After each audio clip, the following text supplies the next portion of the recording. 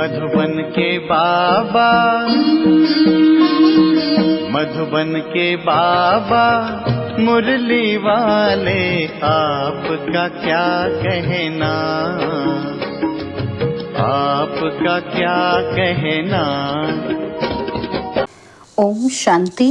आज 25 जुलाई 2026 के साकार मधुर महावाक्य हैं। आज मीठे मीठे बाप दादा बोले, मीठे बच्चे तुम यहाँ आए हो अपने सहित सारी दुनिया की काया कल्प तरु बनाने। याद से ही काया कल्प तरु होगी। बाबा ने कहा, मीठे बच्चे तुम यहाँ आए हो अपने सहित सारी दुनिया की काया कल्प तरु बनाने। याद से ही काया कल्प तरु होगी। बाबा ने आज प्रश्न पूछा कि नरकवासी से स्वर्गवासी बनने की विधि कौन सी है। अभी तुम बच्चों को जियेदान मिलता है, कैसे? उत्तर में बाबा ने कहा, नरकवासी से स्वर्गवासी बनने के लिए जरूर मरना पड़े। बाबा कहते, मैं आया हूँ तुम सबको मौत देने, तुम्हारी इस देह को खत्म कराए बाकी आत्माओं को ले जाऊंगा। यही सच्चा जियेदान है। इसके लिए यह महाभारत लड़ाई है जिसमें सबका विनाश होगा और फिर आत्माएं पावन बन वापस घर जाएंगी और फिर स्वर्ग में आएंगी। मुरली का गीत है, माता ओ माता तू सबकी भाग्य विधाता। ओम शांति। मीठे मीठे रूहानी बच्चों ने गीत की लाइन सुनी, जगत अम्बा की महिमा सुनी। जगत अम्बा यहाँ भारत में ही गाई जाती है। जगत अम्बा है तो जगत पिता भी जरूर होगा। जगत अम्बा सरस्वती को ही कहते हैं। वास्तव में उसका नाम एक ही होना चाहिए। तुम्हारा भी नाम एक ही है ना, 2-3 तो नहीं है। अब जगत अम्बा को बरोबर साकार में दिखाते हैं। शरीरधारी है, जगत पिता भी है, जिसको प्रजापिता भी कहा जाता है। जैसे सारे जगत की अम्बा है वैसे सारे जगत का पिता है। जरूर दोनों ही यहाँ होंगे। दोनों का नाम भी सुनाया, दोनों है प्रजापिता और प्रजा माता। अब दूसरा जगत पिता कहा जाता है निराकार शिव बाबा को, जो कि सबके पिता हैं। उनका नाम ही है परम पिता परम आत्मा शिव। सिर्फ ईश्वर और परमात्मा नहीं कहना है, उनका नाम रूप भी है ना। उनको गॉड फादर कहा जाता है। एक है आत्माओं का बाप और दूसरा है साकारी मनुष्य आत्माओं का बाप और मम्मा। शिव है आत्माओं का पिता। आत्मा कहती है वो हमारा बाप है। फिर आत्मा को यह साकार शरीर मिलता है तो कहते हैं ब्रह्मा बाबा। तो 2 बाप हो गए, एक शिव बाबा और दूसरा प्रजापिता ब्रह्मा। शिव बाबा का बच्चा है ब्रह्मा। एक निराकार पिता, एक साकारी पिता। निराकार पिता को कहा जाता है पतित पावन। ब्रह्मा व सरस्वती को पतित पावन नहीं कहा जाता। पतित पावन तो एक है, यह 2 हो गए। सब पुकारते हैं पतित पावन आओ, तो 2 बाप हो गए। शिव बाबा है रचयिता, नई दुनिया रचते हैं तो पहले ब्रह्मा को जरूर रचना है। विष्णु और शंकर को कभी प्रजापिता नहीं कहते, ब्रह्मा को ही प्रजापिता कहते हैं। तो शिव बाबा प्रजापिता ब्रह्मा द्वारा एडॉप्ट करते हैं, कहते हैं हम शिव बाबा के बच्चे हैं। शिव बाबा ने इसमें प्रवेश कर एडॉप्ट किया है, वही आत्माओं को पावन बनाते हैं। आत्मा ही पतित बनी है, इस कारण शरीर भी पतित मिलता है। सोने में चांदी तांबे लोहे की खाद डालते हैं तो आत्मा में भी खाद पड़ती है। असल में आत्मा पवित्र मुक्ति धाम में रहने वाली है, यहाँ शिव बाबा भी रहते हैं। अब शिव बाबा प्रजापिता ब्रह्मा एक को बाप एक को दादा कहेंगे। यह तो तुम जानते हो कि सब मनुष्य मात्र शिव की संतान है। शिव वंशी फिर हैं ब्रह्मा कुमार कुमारियां। शिव बाबा और दादा इकट्ठे हैं। शिव बाबा इनमें विराजमान हैं, हमको ब्राह्मण बनाए राजयोग सिखाते हैं, मनुष्य को देवता बनाने। देवताएं रहते हैं सत्युग में।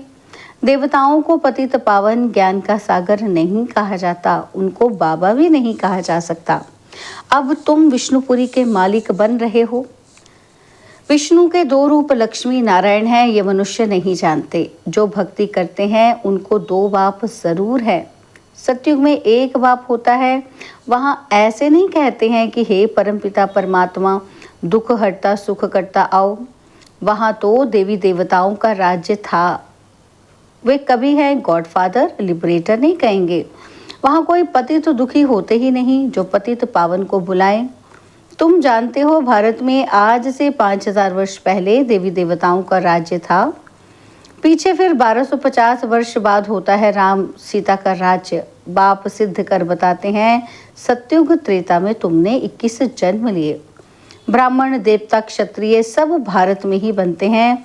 बाप आकर पुरानी दुनिया को नया बनाते हैं, रिजुविनेट करते हैं, काया कल्प तरु बनाते हैं, अमर बनाते हैं।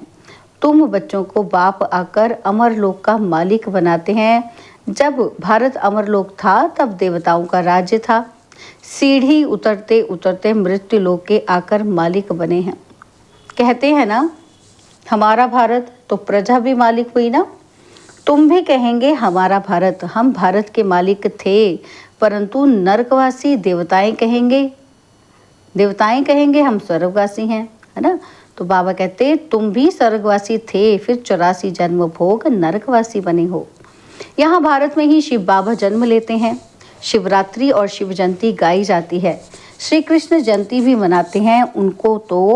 उनकी तो बेला भी बताते हैं कि फलाने समय माता के गर्भ से जन्म हुआ। सतयुग में जन्म तो जरूर माता के गर्भ से ही लिया होगा।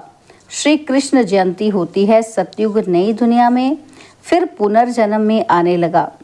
बाबा सिर्फ एक की बात नहीं करते, कृष्णपुरी सो विष्णुपुरी, राजाएं उतरते हैं तो सारी डिनाइस्टी उतरती है। उसमें राजा रानी प्रजा सब आ जाते हैं। जब चंद्रवंशी का राज्य होता है तो सूर्यवंशी का राज्य पास्ट हो गया, ट्रांसफर होकर चंद्रवंशियों को मिलता है, फिर वैश्यवंशियों को मिलता है। अब तुम समझते हो कि हम ब्राह्मण कुल के हैं चोटी के ऊपर है बाप। हम पहले ब्राह्मण थे, फिर शूद्र अथवा पैर बने, पैर से एकदम चोटी बनते हैं। पहले शिव बाबा, फिर है चोटी। बाबा ने तुमको ब्राह्मण बनाया है, अब तुम शिव बाबा को बाबा बाबा कहते हो। इस हिसाब से पौत्रे पौत्रियां हो गए। तुम जानते हो कि हम सब ब्रह्मा की संतान हैं। ब्राह्मण ब्राह्मणियां एक बाप के हम सब बच्चे हैं। भाई बहन कब क्रिमिनल असॉल्ट कर नहीं सकते। कितने ढेर बच्चे सब कहते हैं बाबा, तो इतने सब झूठ थोड़े हो सकते हैं। सबका बाप तो वही निराकार शिव और साकार प्रजापिता ब्रह्मा है। बस एक बाप के बच्चे भाई बहन ठहरे। तुमको पवित्र जरूर बनना है। स्त्री पुरुष पवित्र कैसे बने, इसके लिए ये युक्ति ड्रामा में नूंदी हुई है। यहाँ सिर्फ ब्रह्मा कुमार कुमारियां हैं, कोई शूद्र कुमार कुमारी है नहीं। वह है पतित शूद्र तुच्छ बुद्धि, क्योंकि बाप को नहीं जानते हैं। कहते हैं ओ गॉडफादर, अच्छा उनका ऑक्यूपेशन पता है? नाम रूप देश काल बताओ, फिर उनकी जीवन कहानी बताओ। अगर नहीं जानते हो तो नास्तिक ठहरे। रचयिता और रचना के आदि मध्य अंत को नहीं जानते, वो है ही पतित दुनिया। सतयुग पावन दुनिया, कलयुग को पतित दुनिया कहा जाता है। इस समय बिल्कुल तमो प्रधान है। इनको रौरव नरक कहा जाता है। इनकी भी स्टेजेस होती हैं। द्वापर से नरक बनना शुरू होता है, फिर वृद्धि को पाता है। भक्ति भी पहले सतो प्रधान अव्यभिचारी थी, फिर सतो रजो तमो होती है। तुमने देखा होगा कि जहाँ 3 रास्ते मिलते हैं उनको टिवाटा कहते हैं। उस पर तेल आदि चढ़ाते हैं, माथा झुकाते हैं। अब कहाँ शिव बाबा की पूजा और कहाँ टिवाटे की। इसको कहा जाता है तमो प्रधान भक्ति। पानी की भी पूजा करते हैं। पतित पावनी गंगा बहुत गाते हैं। अब पतित पावन कौन? पानी की गंगा कैसे पतित पावनी हो सकती है? वह तो पानी है ना। पतित पावन तो बाप है। शिव जयंती भी भारत में होती है, तो जरूर भारत में ही आता होगा। पतितों को पावन देवता बनाने ब्रह्मा तन में आकर मनुष्यों को देवता बनाते हैं। यहाँ तुम आते ही हो पतित से पावन बनने। जैसे तुम्हारी 2 भुजाएं हैं, वैसे उन्हों की भी 2 भुजाएं हैं। 4-8 भुजा वाला तो कोई मनुष्य होता ही नहीं। यह अलंकार दे दिए हैं, चतुर्भुज दिखाया है प्रवृत्ति दिखाने के लिए। विष्णुपुरी लक्ष्मी नारायण की पुरी को कहा जाता है। वैष्णव अक्षर भी विष्णु से निकला है। देवताएं वैष्णव थे। बल्वाचारी वैष्णव होते हैं, वेजिटेरियन। वह कोई निर्विकारी नहीं होते हैं। उन्हों की बड़ी हवेलियां होती हैं। वैष्णव का अर्थ ही नहीं समझते हैं। विष्णुपुरी में रहने वालों को वैष्णव कहा जाता है। वैष्णव पवित्र को कहा जाता है। और आज के ज़माने में वैष्णव किसको कहते हैं? जो वेजिटेरियन है उसको वैष्णव कह देते हैं। लेकिन बाबा क्या कहते हैं? जो विष्णुपुरी में रहते हैं वो वैष्णव है। और वैष्णव किसको कहते हैं? जो पवित्र है। राधे कृष्ण का अलग मंदिर और लक्ष्मी नारायण का अलग मंदिर बना दिया है। भारतवासी जानते ही नहीं कि उन्हों में क्या फ़र्क है। राधे कृष्ण ही लक्ष्मी नारायण बनते हैं, ये किसी को भी पता नहीं। वह है बचपन का रूप और वह है बड़ेपन का रूप। लक्ष्मी नारायण के छोटेपन के चित्र कोई है नहीं। लक्ष्मी नारायण को सतयुग में, राधे कृष्ण को द्वापर में ले गए हैं। अभी तुम रचयिता बाप और रचना के आदि मध्य अंत को जान गए हो। बाबा झाड़ का भी राज समझाते हैं, ड्रामा का भी राज समझाते हैं। झाड़ को देखने से समझेंगे कि शंकराचार्य तो कलयुग में आते हैं। सन्यासियों की डिनाइस्टी सतयुग में तो हो नहीं सकती। सब भगवान के बच्चे हैं तो स्वर्गवासी होने चाहिए, परंतु स्वर्गवासी तो सब होते नहीं, सिर्फ देवताएं ही होते हैं। अभी तुम ब्राह्मण वंशी बने हो, फिर देवता बनेंगे। पवित्र जरूर बनना है। तुम जानते हो छोटे बड़े सब ब्रह्मा कुमार कुमारियां हैं। दोनों कहते हैं बाबा हम आपके बच्चे हैं, ब्राह्मण हैं। ये है बाप दादा आदिदेव ब्रह्मा और शिव बाबा। तुम जानते हो कि हम ब्रह्मा बाबा और शिव बाबा के सामने बैठे हैं। बाप कहते हैं मुझे याद करो तो पतित से पावन बन जाएंगे। हम वर्षा शिव बाबा से लेते हैं। शिव बाबा हमारा बाप भी है, पतित पावन भी है, गुरु भी है। अब ये है संगम युग, पतित से पावन बनने का मेला। पतित पावन द्वारा ही पावन बनते हैं। संगम पर नदियों और सागर का मेला है। नदियों का मेला तो होता नहीं। अब ज्ञान सागर और तुम आत्माओं का मेला लगता है। तुम आए हो ज्ञान सागर के पास। ज्ञान गंगाएं तुम ज्ञान सागर से निकली हुई हो। तुम ज्ञान स्नान कराए पावन बनाते हो, योग सिखाते हो। सागर का परिचय दे तुम यहाँ ले आए हो मेले पर। इस समय तुम जब ब्राह्मण बनते हो तो तुमको 3 बाप हैं। लौकिक पिता भी है और प्रजापिता भी है और फिर शिव बाबा भी है। भक्ति मार्ग में 2 पिता होते हैं और सतयुग में 1 पिता होगा। ये समझने की बातें हैं। अभी तुम्हारी आत्मा कहती है मेरा तो एक शिव बाबा, दूसरा ना कोई। मित्र संबंधी आदि होते भी कहते हैं मेरा तो एक शिव बाबा है, उनकी याद से ही पतित से पावन बनना है।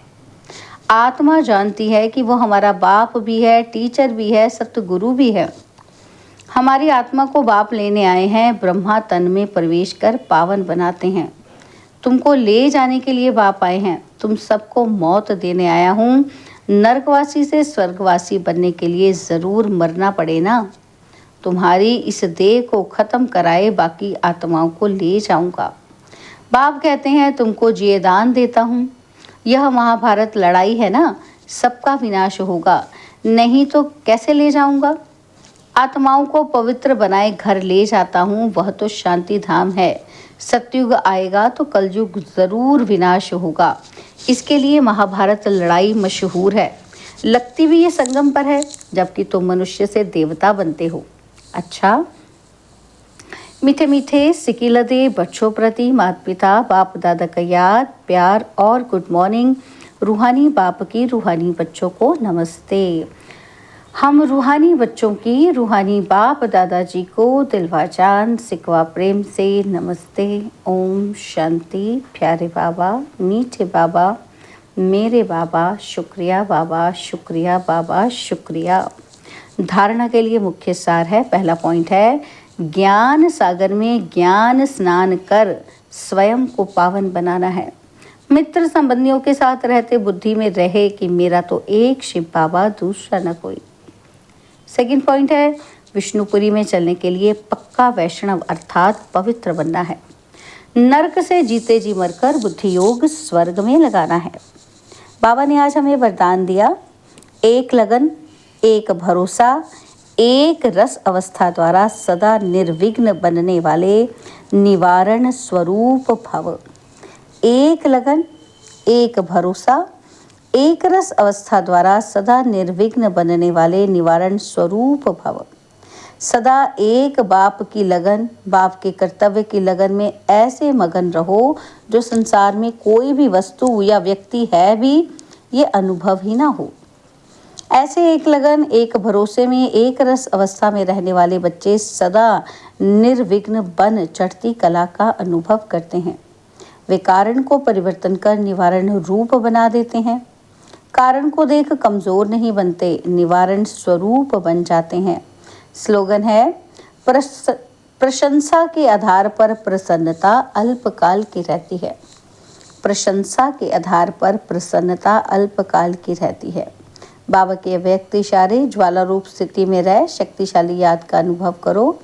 तो बाबा कहते हैं ज्वाला स्वरूप की स्थिति का अनुभव करने के लिए निरंतर याद की ज्वाला प्रज्वलित रहे, और इसकी सहज विधि है सदा अपने को सारथी और साक्षी समझकर चलो। आत्मा इस रथ की सारथी है। ये स्मृति स्वतः ही इस रथ से व किसी भी प्रकार के देह भान से न्यारा बना देती है।